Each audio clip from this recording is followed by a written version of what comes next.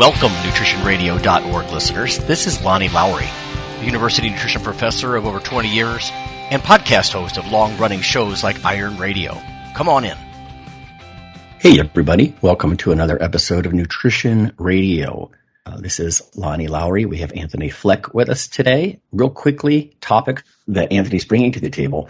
The food trends, we're going to talk about mocktails, like alcohol-free drinks. In the nutrition science, we're going to talk about mixed nut consumption and basically blood flow, vascular function.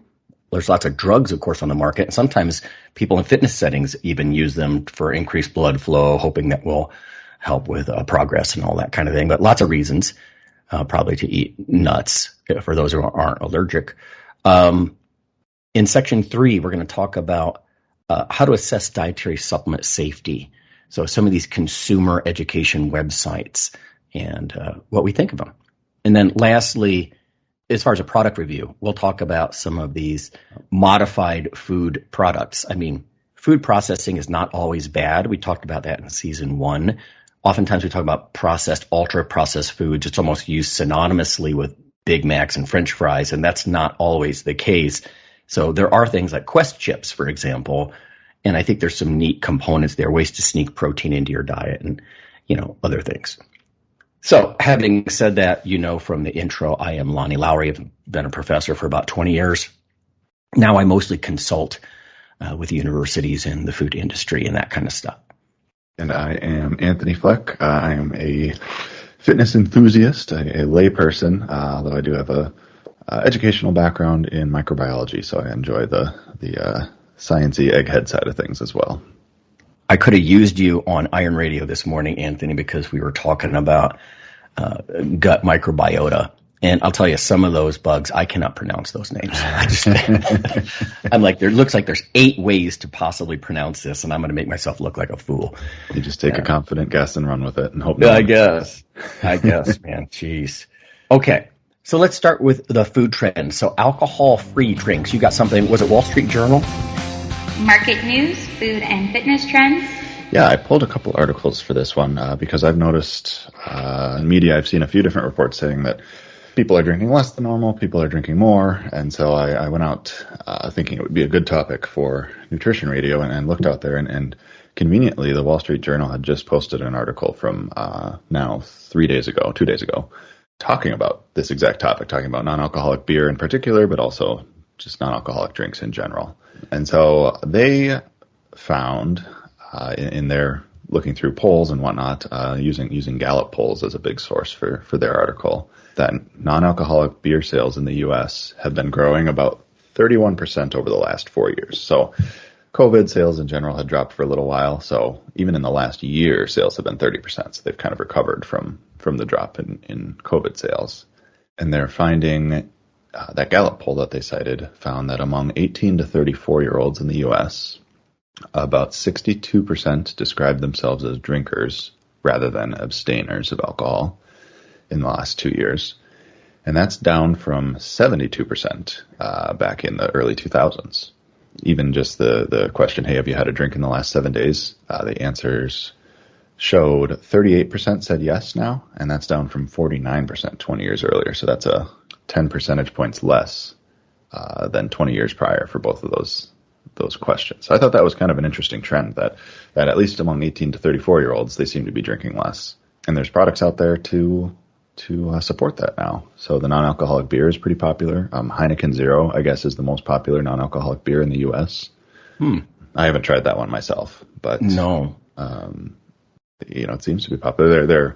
The marketing for that one I've seen, they're trying to expand, drinking their products outside of bars or, after work. And they've got, they'll show folks taking a drink of Heineken Zero while they're working on their work, a work presentation or driving a car or something like that. So I think that's kind of an interesting positioning, trying to expand outside of the market for just people who are in social settings where others are drinking alcohol, to being able to crack a non-alcoholic beer any time of the day. So I thought that's kind of an interesting branding and positioning for them.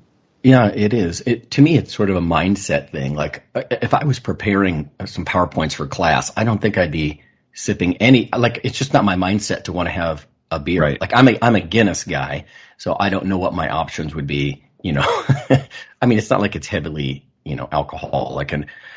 But I've talked to professors in the past before, like, do you ever have a drink while you're grading papers? And some of them will have a glass of wine or that kind of thing. But I don't know.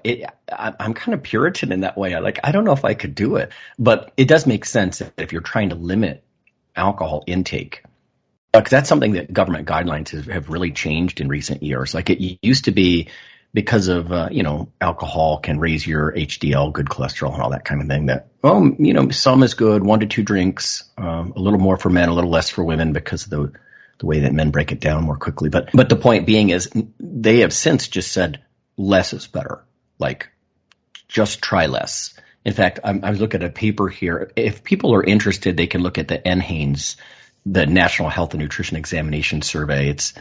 I think our listeners are familiar, but when we do talk about that kind of stuff, we're talking about almost like Google trucks going around mapping the whole U.S., except these trucks go around and they take your blood pressure and maybe, they get fancy and they look at bone density or they do girths, blood pressures. Like it's a finger on the pulse of how people are eating and what that relates to their health consequences. But this paper from Ricci and colleagues, this is 2020 American Journal of Clinical Nutrition. So top tier journal. This is open access. People can go look at it.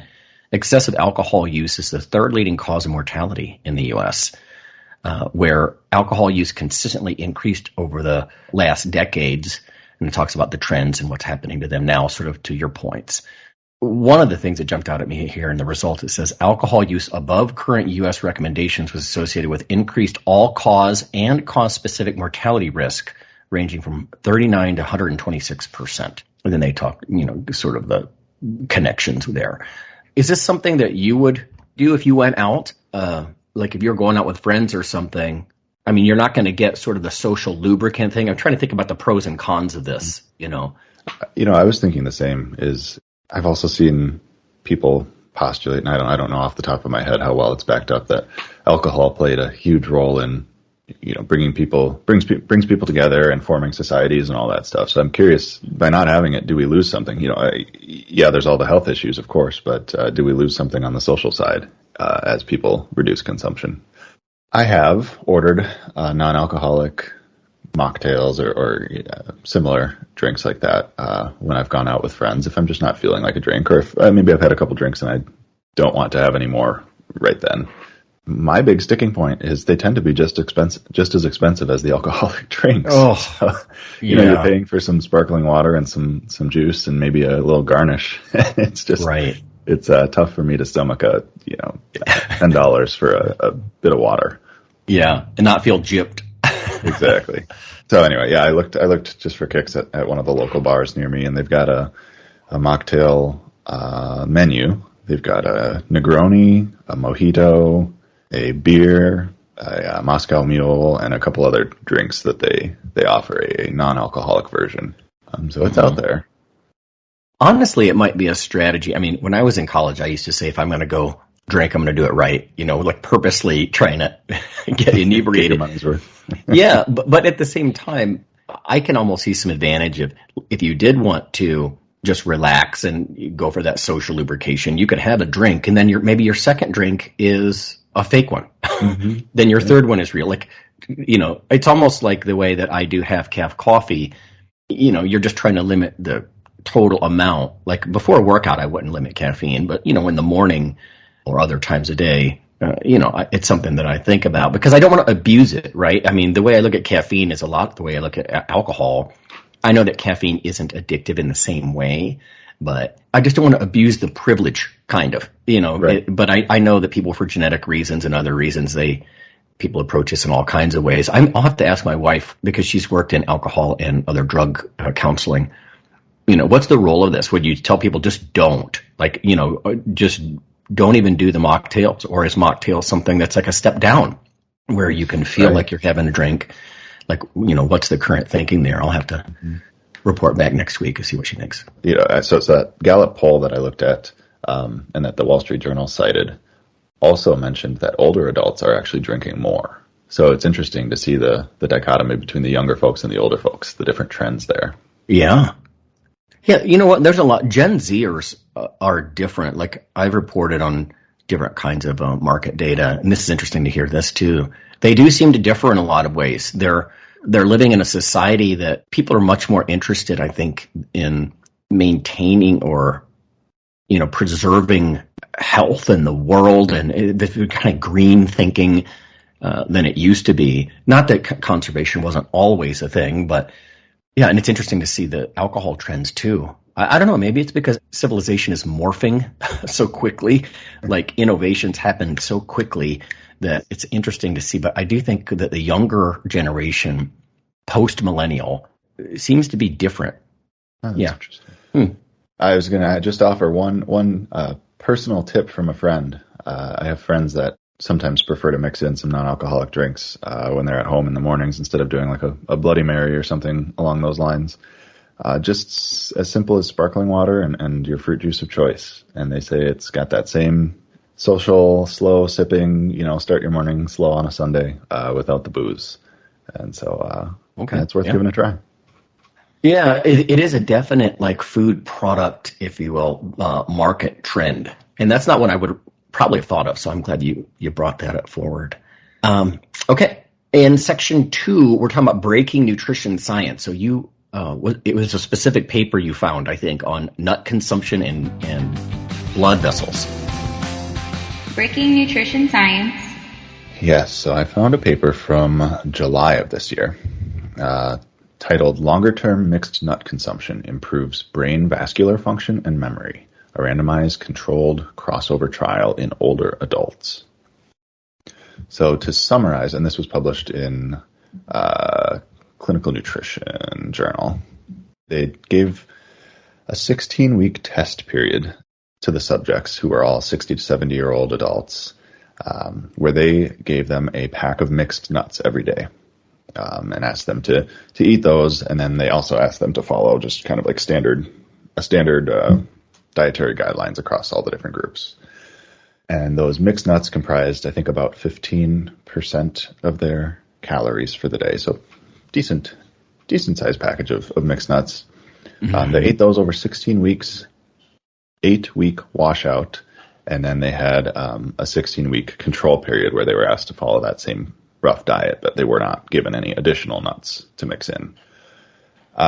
The study found, and I'll pull a quote here from the conclusions, in the current study we have found that longer-term mixed nut consumption improved different characteristics of the peripheral vascular tree that have already been associated to cognitive performance and CBF there. And the CBF in that case is cerebral blood flow, so blood flow to the brain. Mm-hmm. Several studies have already reported effects of nut consumption on vascular function of peripheral arteries, and in line with these studies, we found that mixed nuts significantly improved peripheral endothelial function, and they're believing the explanation there is enhanced nitric oxide bioavailability due to these nuts. Yeah. Before we hit record, everybody, we were kind of speculating how much of the effect would be these phytochemicals, PHYTO, and then the fats. I wonder how they're looking at that too, because an 8-week washout in a study like that, arguably, I don't know if that would be long enough to get, dietary fats reset, if you will, just because they really get down into your tissues, become part of your tissues. I've seen fish oil studies with washouts of up to 20 weeks, I think. Oh my gosh. But it would be interesting because, nuts bring a lot of different things to the table. Yes, like walnuts are one of those rare sources of alpha-linolenic acid, the plant omega-3. That's probably going to help with vascular function. But then, Brazil nuts have tons of selenium. I mean, tons of the antioxidant selenium. So much so that you have to be careful not to overdo them. You can actually get selenosis in extreme cases. But it is neat to see that there's lots of these other chemicals and compounds in there. I'm a big fan of that kind of thing. And by the way, when we talk about cerebral blood flow, as somebody with a family history of thicker blood, I think it's just a genetic trait that you'll see with people of my ancestry. But donating blood, I guess, to help other people also can benefit you, because if you do have higher hematocrits, because, I'm talking about I'm sometimes in the upper 40s. My brother's actually done clinical phlebotomies and stuff in the past, but by making your blood less viscous, you can improve blood flow to the brain as well. And yeah, it's interesting that you were bringing up that's potentially a mechanism for enhanced cognition and that kind of stuff. It makes sense, right? You get more blood and oxygen and nutrients to the brain because the blood vessels open up a bit, then that's a good thing. Yeah, and this study actually also took it a step further and included a cognitive performance test. So not only did they measure endothelial function, arterial stiffness, the quantity of blood vessels in the retina, but then they also did a standardized test to measure cognitive performance, and they actually did find some improvements, not on all the markers or the different areas of cognitive performance, but on some of them they showed improvements over 16 weeks, which I thought is just amazing to have a statistically significant change just eating a packet of mixed nuts a day for 16 weeks. Yeah. And you know what? For people that are worried about the calorie content, you do have to watch the portions a little bit. I'm usually not a big fan of portion control. I rather eat till I'm full with healthy foods, but 9 calories per gram and all that. But yeah, it's monounsaturated fats. It's healthy sources of fats or the occasional omega-3 like I talked about with walnuts. And I've seen papers. Now you have to be careful because some of these, look, they're, sponsored by the almond people, and that kind of stuff. But they suggest that you're not probably going to gain weight, because the fat and the fiber content, there's fiber in nuts too. So, overall, it's not like you're at huge risk by specifically trying to eat a handful of nuts or two and just not worry about it too much at a sitting. I don't know. I suppose if I sat down with one of those little tins of nuts, I might be able to, demolish one of those flavored ones of mixed nuts like Planters and some of the companies have.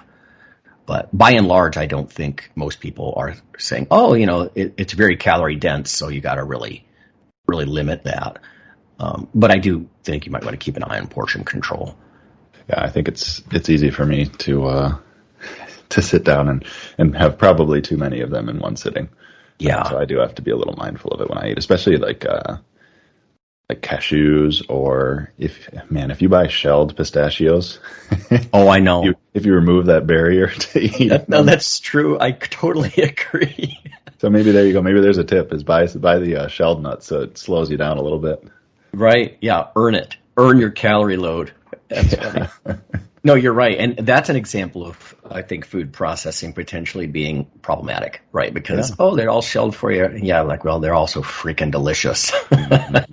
And not cheap either. No, yeah, exactly. Yeah, it'd be cheaper if you bought them shelled as well, because paying for less for the shell, I guess.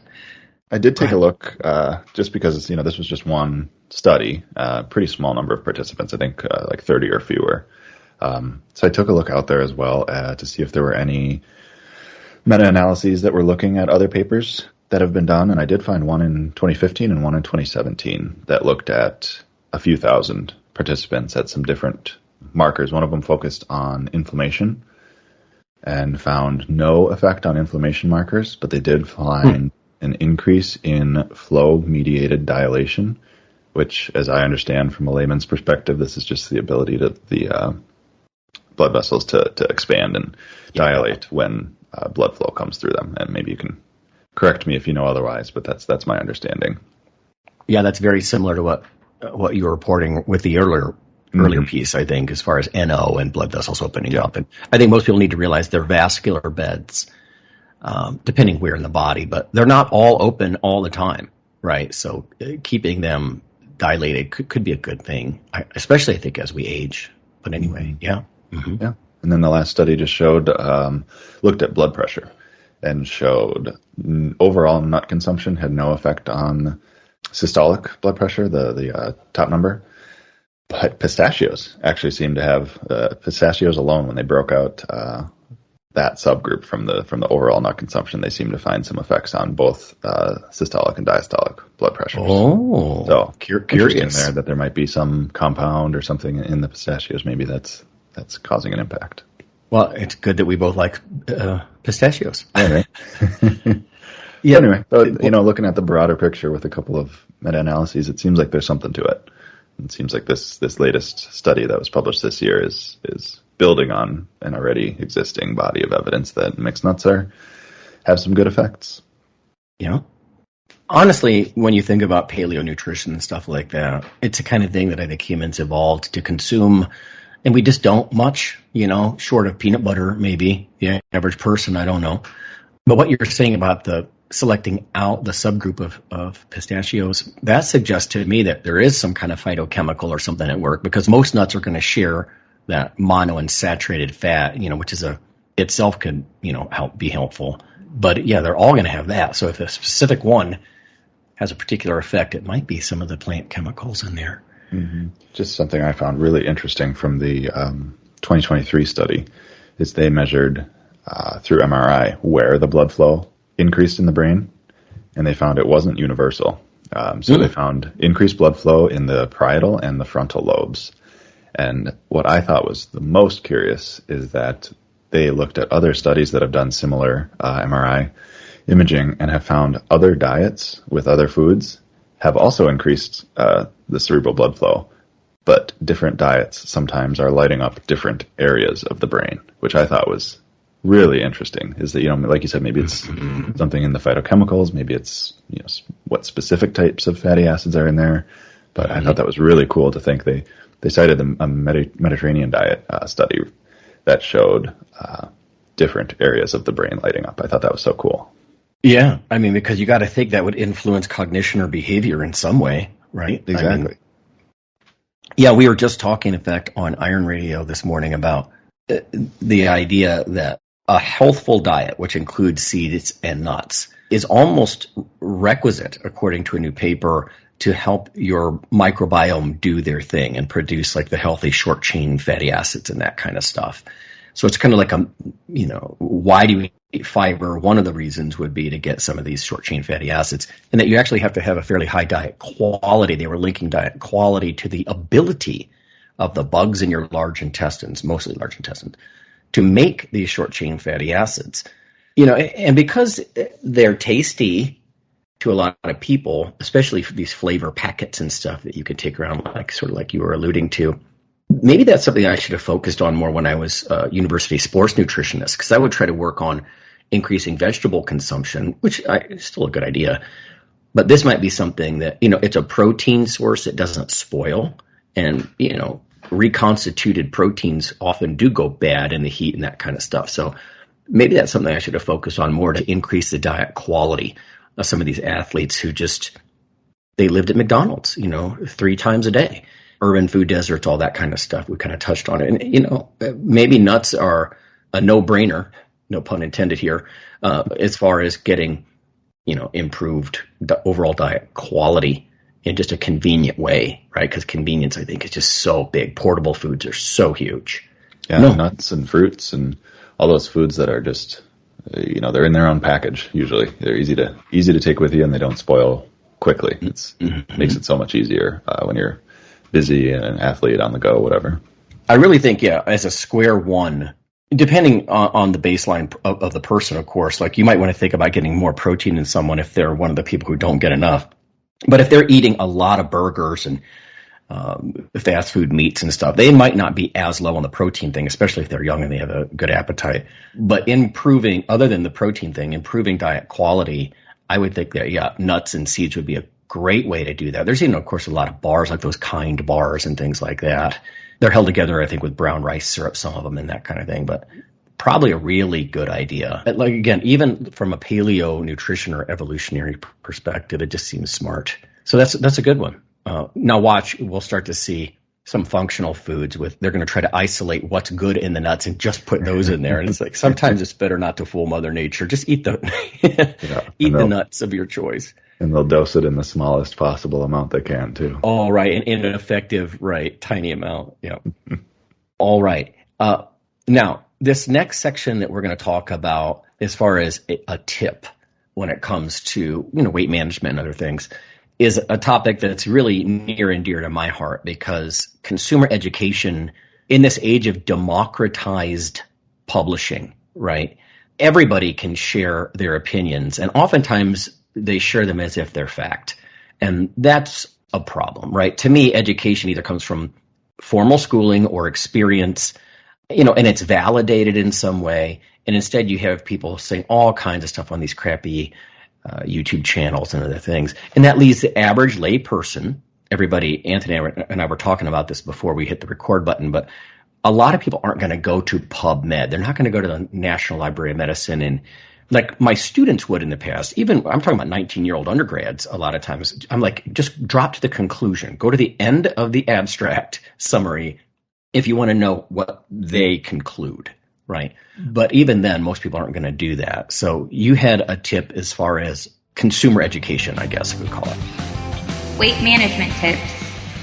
Yeah, I've been on the receiving end, right, of all the crappy advice and good advice too. And it's tough as someone who's not in the industry every day, seeing the research necessarily, or maybe I don't have the time or the interest to go out and look up the research. It's tough to sort through all the advice that's out there. Now, I kind of pose this as a question, like what is the layperson to do? So I'll share what I've done in the past. And I know, Lonnie, you've got some opinions. So if I want to really quickly evaluate a supplement without getting into the research myself, Google can go so far, but you get a lot of, I don't always trust some of the sites that pop up first. Like, sure, Healthline sometimes can be great, but I oftentimes find that the journalism isn't always the greatest there. Mm-hmm. And so I've found examine.com to be not a perfect source, but a pretty good source for evaluating the body of research that's out there and giving me at least kind of a finger in the wind of, is this generally a good thing, a bad thing? Is it overblown? Is it working? Is it not? At least for muscle gain, fat loss, et cetera, those types of supplements. I haven't really looked into them for all the other world of supplements out there, but they do have, just name a supplement and they've probably got a page out there giving you a little write-up, as well as, I think they kind of put an arbitrary rating in there based on, does the body of evidence have strong correlations with certain effects, weak correlations, or no correlations? So it's a place to start, at least. So that's what I've used in the past. What sorts of tips or suggestions might you have, Lonnie, for the average person? Yeah, that's a good one.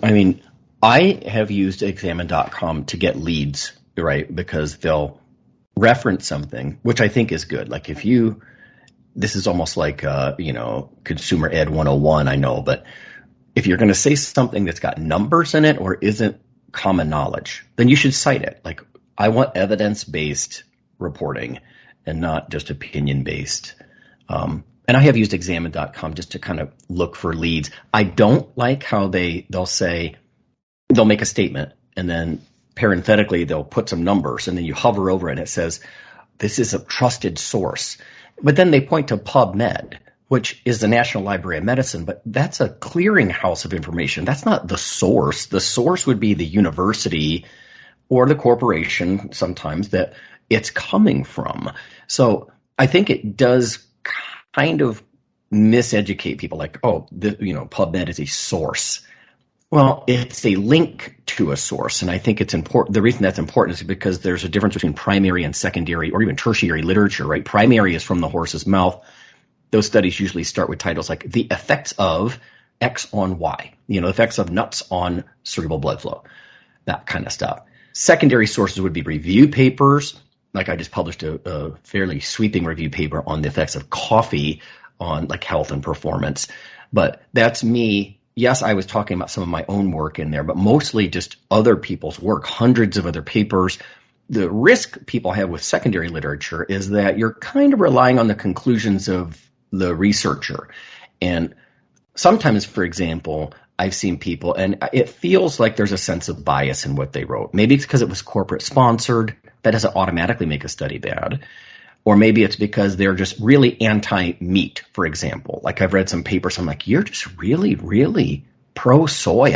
I'm not sure I agree with this, So you're relying partly on their interpretation of the literature. And so that filter is one of the things that might be at risk with secondary literature. And tertiary would just be like books. And books might even point to the review papers that then point to the original studies. But to your point, Anthony, the average consumer doesn't have time to read through all these studies. And then, you have to understand what kinds of equipment are legitimate, what statistical measurements. And I find this even a problem with some of the, we'll say, sort of low to mid-tier health professionals. They say they're evidence-based, but if you talk to them at any length, I'm not sure they can fully comprehend what I would call primary literature as far as, how do you walk away from this knowing if that was a good study that you're going to use as your evidence base.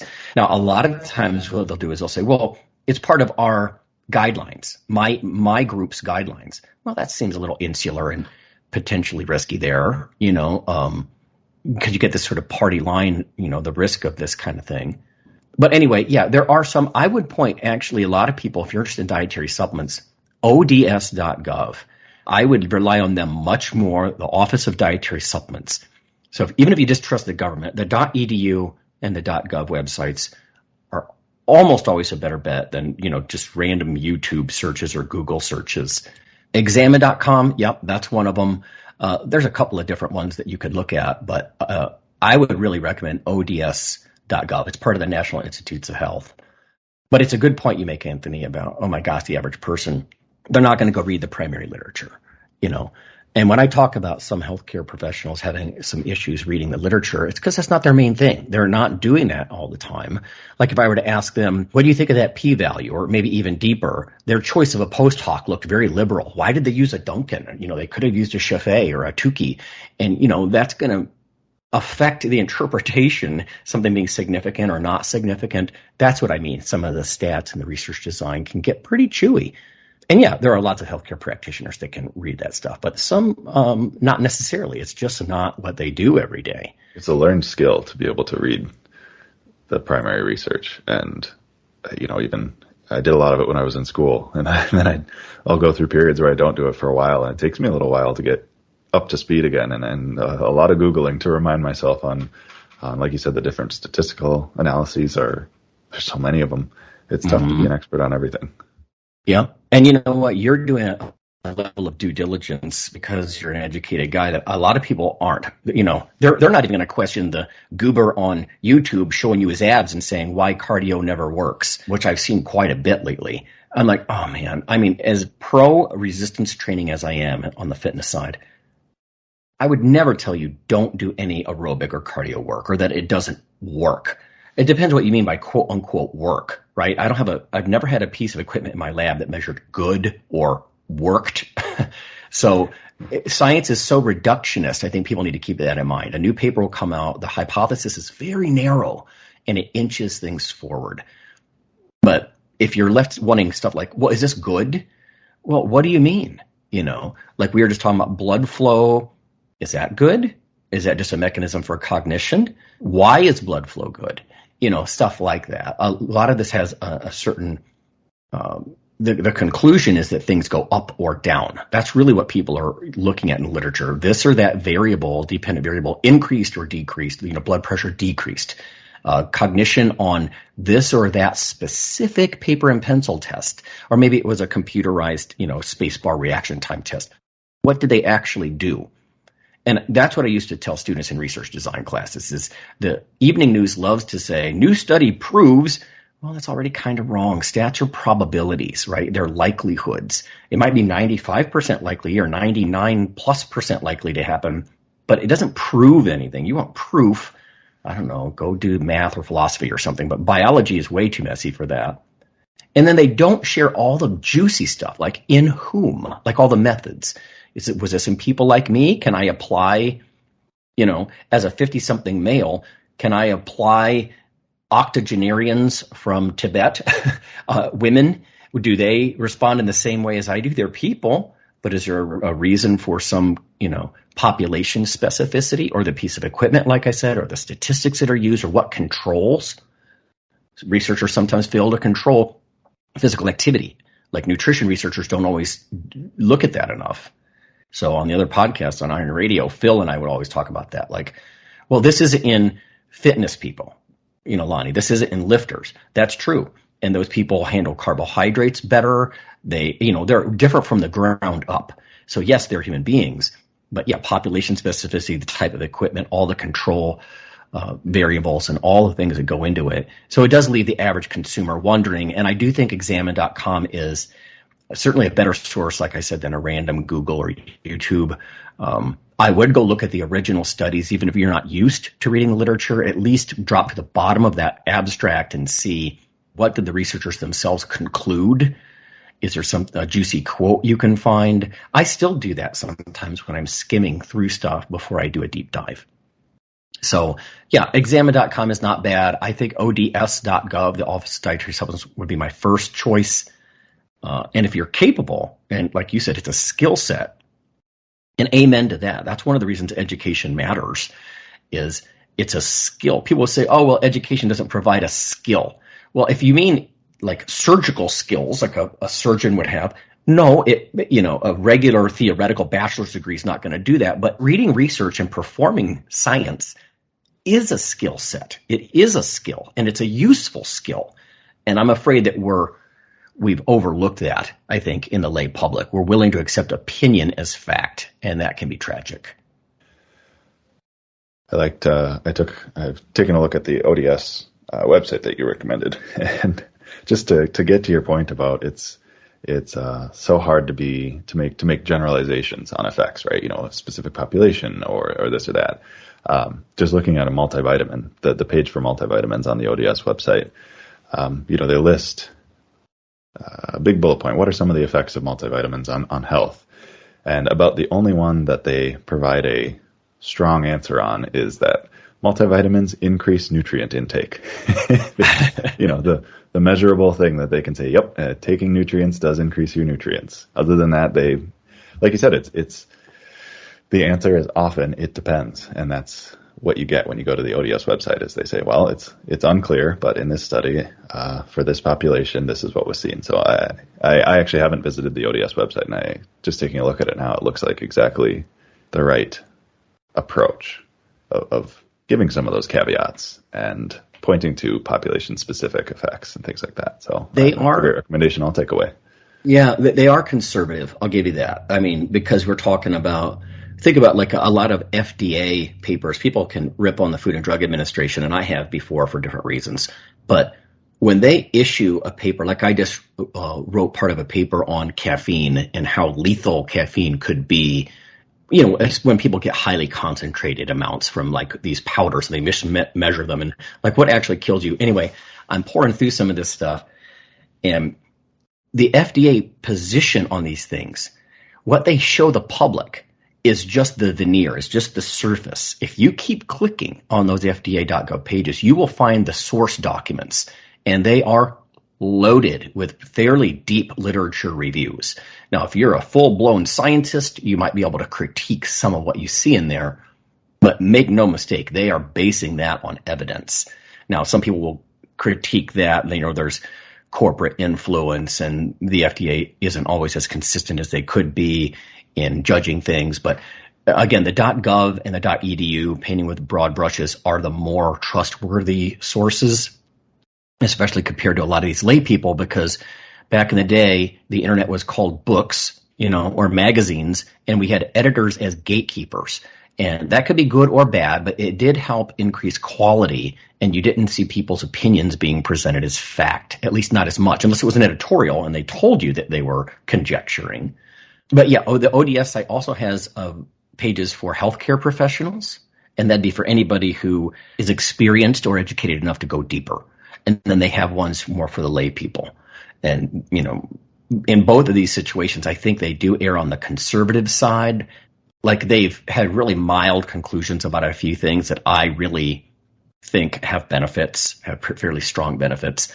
But yeah, it's a good source. If you what's the neutral horse's mouth, neutral to conservative, that would be the way to go, as opposed to some of these other ones. But unfortunately, if you type in random dietary supplement, creatine dietary supplement, what Google's going to spit forward is a lot of these consumer websites, and hopefully the ODS.gov is going to be one of them. I just typed in consumer website dietary supplement, and it brings up Consumer Lab, I guess, FTC, right, the Federal Trade Commission, Consumer Advice, because they're, along with the FDA, are going to help regulate that kind of stuff, at least on some level. When people say that dietary supplements are completely unregulated, that's not accurate. Talk to somebody in a laboratory that makes these, or a manufacturing facility or whatever. There are, in fact, regulatory rules around dietary supplements. Are they like drugs? Not at all. But people are misguided, I think, when they say that there's no regulations. And, I think about that movie, Bigger, Stronger, Faster. These guys are just encapsulating things on their dining room table and laughing. That's not how it works, at least not anymore. But yeah, ods.od.nih.gov, that's one of them. FDA websites have some pretty good ones. Consumer Reports. I've had pretty good experiences with Consumer Reports. And examine.com for sure comes up on these. Healthline.com, as you pointed out, will pop up on these things. I'm trying to think of some of the other ones. Is it WebMD will sometimes have comments? But anyway, yeah, some of these are better sources than not, but look for at least a citation, even if you don't want to go read the reference list. If someone says something that's not common knowledge, or they're specifically pointing to numbers and data, expect some type of reference, some citation, so you know that it's evidence-based. Professional opinion is a source of evidence, I suppose. It's better to have professional opinion than, ignorant opinion. But when you look at like a pyramid of evidence, if you were to Google, evidence pyramid, you'll see the different levels of what we consider quality. And the bottom rung would be opinion, the professional opinion. Then you can go through the different things. There's pros and cons with like these cross-sectional observational studies. There are the randomized controlled clinical trials. There's meta-analyses, right, of those clinical trials, so a study of other studies.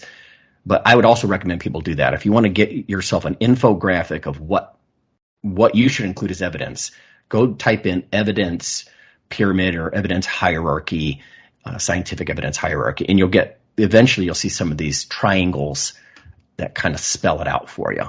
Yeah, sorry, I kind of went off the rails on that one because I got into that consumer-facing exercise. It's dietary supplements for exercise and athletic performance. Fact sheet for consumers on the ODS site. Okay. And I'm actually very impressed. They've got a whole host of different supplements on there listed in a table with headers. Does it work? Is it safe? And bottom line. And they just provide a really nice summary. So I have to give props to the NIH for that. The ODS, they did a nice job with this site. Now, I'm curious if you're looking at that. Are they even conservative about creatine? Because, you're talking about maybe 1,000 papers. They should be saying that works, right, for repeat creatine explosive. Supplements can increase strength, power, and ability to contract muscles for maximum effort. The extent of performance improvement differs among individuals. It's safe for healthy adults. And bottom line, experts agree creatine supplements can improve performance, et cetera, et cetera. Okay. They also even give description of loading dose and then a dose from then on out. So yeah, they're pretty positive. They also list I know a favorite that's come up a couple times on the Iron Radio side, the deer antler velvet. Sure. What do you know? They say that there is no scientific evidence to support That's right. deer antler velvet. Yeah, creatine is a good litmus test for that because I've read before that there's like a 70%. In fact, Rick Kreider did a review, probably 2 decades ago. 70% consensus in the literature that creatine works for repeat explosive performance, muscular contraction. And since then, they've looked at it for all kinds of things, cognition and other things. Just this morning, I was talking on Iron Radio. Now they're looking at it for anti-inflammatory and anti-catabolic effects. Very interesting stuff, but most drugs don't have a 70% agreement in the literature, So if they're going to be ripping on that, they've got an agenda probably. Mm-hmm. So yeah, that's a good litmus test. Yeah, that's really helpful. I love consumer education kinds of stuff because obviously if someone has a degree, that's helpful, but they can still be bought, frankly. Just like an athlete can hold up a bottle of something and say, I endorse this. Well, that didn't make him or her who they are, even if they did use it, But the same thing with degrees. There's still financial conflicts of interest, or sometimes people can even say fraudulent type things just because they believe something so strongly. So sometimes there's these weird belief mechanisms. You hope that people with lots of education or experience would rise above that, Rant, product review, or recipes. We have one more section, everybody, and that is a product review this time. And you mentioned a couple of different brands here, Anthony. I'm only familiar with Quest, but what are some of these other ones here, or what's the idea? So I am a sucker for salty foods, and one of my chief complaints for all the a lot of the protein supplements out there is that they're all, using sweet flavors to make them more appealing, right? Most of your protein powders are going to be sweet flavors. A lot of the protein bars are sweet flavors, and so I'm always on the hunt for things that are going to be crunchy and salty. And lately, well, not lately, the past several years, I've seen Quest brand has got a line of protein chips out there, and they're sold in these single serving bags. I think they're around 150 calories or so for a bag, and 140 to 150 calories a bag, and they have 18 to 20 grams of protein in a bag.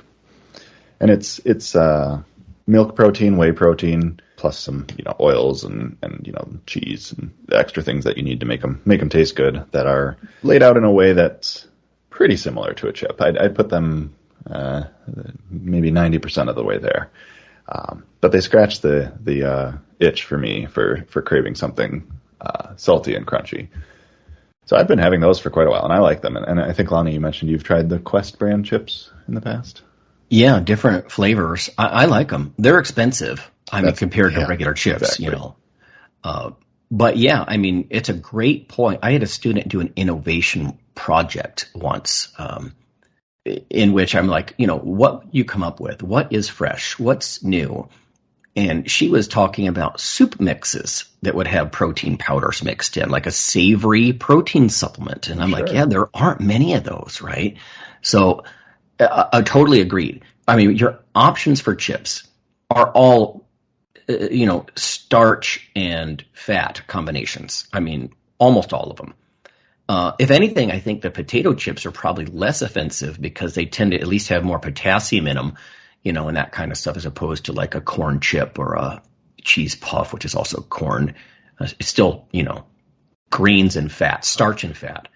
So it's a great tip that if people can afford it, I love the idea, go on Amazon and get a big box of some of the Quest chips. I know a guy that works with the Quest company, and he's worked with the dietary supplement world for a long time. Old school bodybuilder guy and that kind of stuff, which is partly how I know him. They have an interesting mix, we'll just say, of people working in some of those companies, but there's a lot of push for innovation. And yeah, protein chips, whey protein, milk proteins, they work pretty well in a savory environment. I will say they're kind of crumbly. Have you noticed that those Quest chips, they kind of break apart? Not that regular chips don't, but yep. They're not quite the same, but they do a pretty good job. I agree with you 100%. I think they are probably 90% of the way toward a regular tortilla chip. Mm-hmm. Really pretty good approximation. And you know what? I've counseled food industries about this before, companies. You really have to think about what consumer if they say, well, these sell, who are you thinking? Who are you targeting? Because if you go to the fitness enthusiast, we're willing to turn the other cheek pretty much, to get our protein or creatine. We're willing to consume something that's a little bit weird. In fact, my mom once said that to me, like, Lonnie, you don't even know what's good anymore. You'll eat all this weird stuff if it's even close. Point taken. Yeah, it's a great point, though.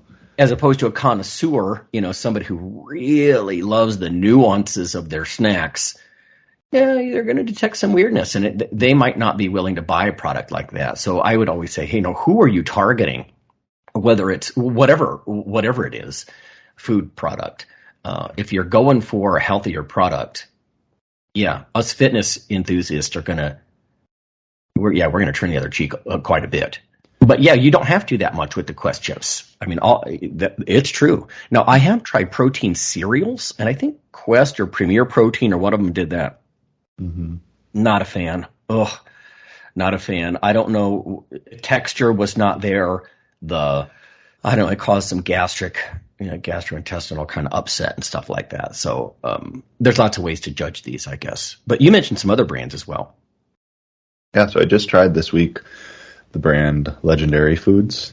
Also bought that one at Target. And they're a, sodium caseinate, milk protein isolate, calcium caseinate, and whey protein isolate for their protein blend.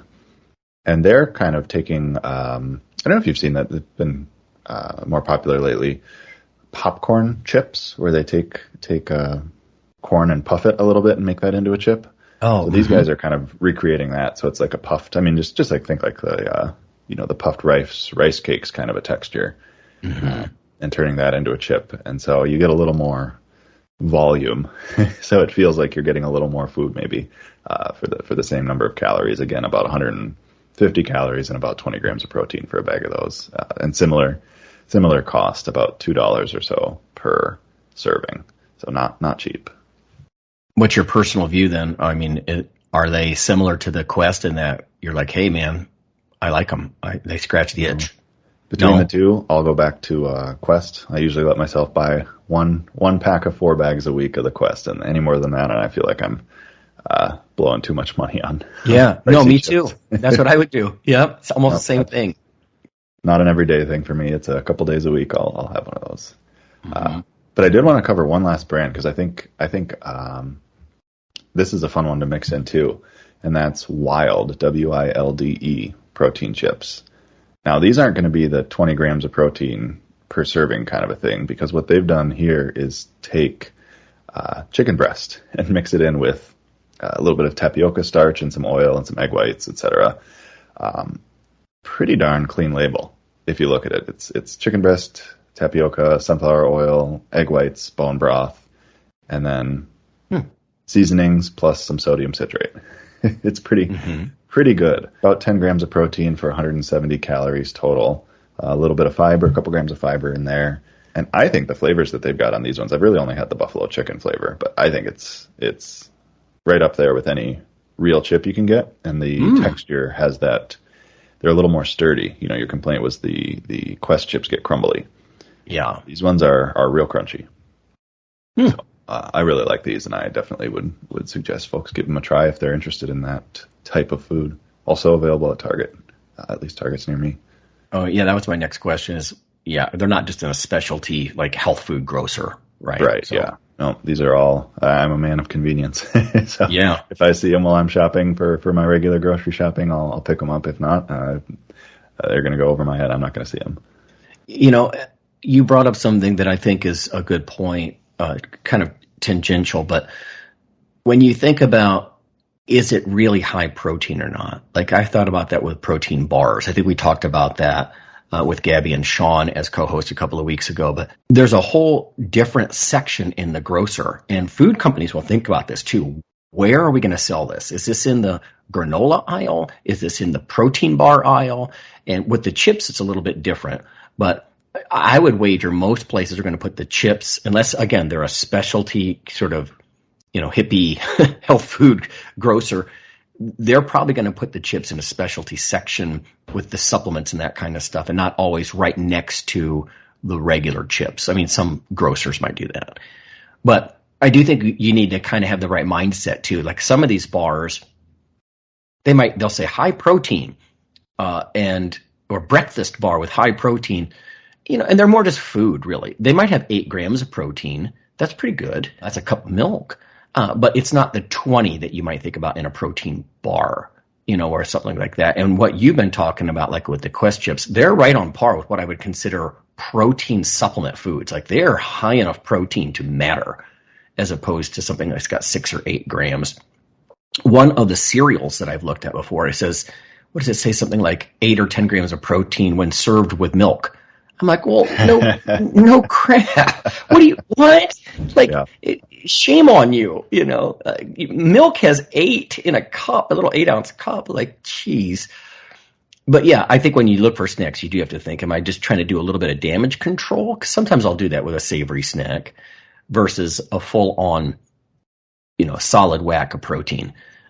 Exactly. Which is a higher bar, and it's going to be more expensive. Of the macros, protein just costs more. I mean, there's a reason when you walk down the aisle, the snack or the cereal aisle in the grocer, they're all combinations of starch, sugar, and fat, because that's just less expensive than putting protein in there, And the other thing I would watch for is I don't want to sound too anti-soy because I'm not super anti-soy. You get some of these bro science guys like, oh, it's going to give you breasts, man. And oh, that's, ridiculous, I think. But there are some health concerns with soy. And it used to be pushed very heavily, but now there's so many vegetable protein options. You don't always have to go that route. There's pea protein and a lot of these other things.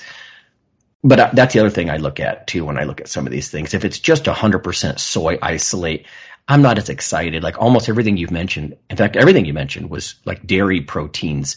They're very versatile and they're higher quality. Soy is not bad. Like when you look at the DIAS scale, some of these protein scales, not as good as milk proteins. It's not bad, and I can see why vegans lean on that pretty well. But at the same time, I'd rather not really go that route. It's just as a commodity, because I've seen sort of suppliers, with COVID and everything, the supply chain was really threatened. A lot of companies, including food companies. And at least what I've seen is that as a commodity, soy is way cheaper than the dairy proteins. And I think that's what they're thinking about. If they want the margins really good on a food product, they're going to include soy instead of the dairy. I'd rather see the dairy in there just because of the, muscle building and preserving effects and all that kind of stuff. I mean, how do you look at this? Would you balk at pea or soy? Is there a reason for just listing off the milk protein savory snacks? I don't mind the soy. I look at it kind of like you said. It's better than nothing, that's for sure. If I'm trying to get some extra protein in my diet, and my choices are have some soy protein or have nothing, I mean it's pretty good. It's not perfect, but it's pretty good, and pretty good over a long period is a lot better than really good once, right? Yep. But I have had a lot of disappointing experiences with some of the alternative plant proteins, just with the texture and taste. I've not really found a great, especially with protein powders. I've dabbled in a bunch of different ones, and I've just really not found something that performs nearly as well as whey or casein, the milk proteins do. Mm-hmm. Agreed. Yeah. Soy can take on, in a lot of products, almost a sawdusty texture that I just don't care for, and it does have some baggage. I know we're about out of time, but I think maybe 2 decades ago, a lot of the nutrition conferences, you saw the soy growers or soy, organizations sponsoring all kinds of stuff. And you just don't see it as much anymore. I think people are kind of moved on to this idea that plant proteins don't have to be soy. And I almost rather look at combinations of other things. You will see some foods that are combinations of soy and dairy. And then from a complete protein perspective, I'm totally good with that. I don't, if they want to make it a third soy, okay. It's not really going to make that much of a difference. There's already so much complete protein, high quality milk protein in there. But your point about savory proteins, I still think the industry has a ways to go. There's so many things you can do with savory snacks. Like I said, a soup mix, that's a good idea that I had from that student. I mean, there's lots of ways to do that. And hopefully over time, the price will come down as those industries grow and mature. I know Quest is making frickin' everything as far as different kinds of food products. So, I'd love to see a Quest competitor come along and make a good quality dairy-based crispy snack, because you're right, that crunch, and I've actually read papers before about how the crunchy sensory experience is really huge for satisfying that itch, and getting the texture right is just as important as the taste, I think. Oh, absolutely. Otherwise you're left wanting for more, and there I am grabbing some other potato chips if I don't scratch the itch. Absolutely. Okay, well, we are about out of time this week, everybody, so that's a good list of stuff. I appreciate you bringing that stuff, Anthony. Yeah, thank you. All right, we'll be back next week with some more topics for you. We'll see you then. The NutritionRadio.org podcast is for informational purposes only. If you're interested in starting a diet or exercise program, check with your physician, nutritionist, or qualified exercise physiologist in order to make the progress that you need.